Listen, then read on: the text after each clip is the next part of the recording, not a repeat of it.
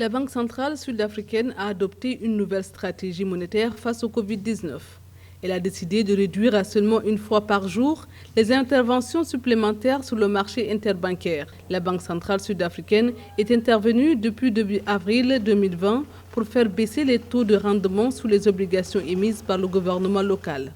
Cette modification mineure de la stratégie de gestion de la liquidité n'aura aucun effet négatif sur les opérations de liquidité et ne devrait pas être interprétée comme une modification de la provision de la liquidité de la banque sur le marché. Vendredi, les données de la banque ont montré qu'elle avait acheté pour 11,42 milliards de rand, soit 622,19 millions de dollars d'obligations d'État en mars et avril, portant sa détention totale à 20,64 milliards de rand. En connaissant un peu le contexte de l'Afrique du Sud, c'est vraiment une politique de relance qui est visée, c'est-à-dire l'objectif derrière, c'est d'avoir des taux d'intérêt faibles, c'est-à-dire en renflouant les liquidités, en investissant ou en rentrant dans le marché interbancaire.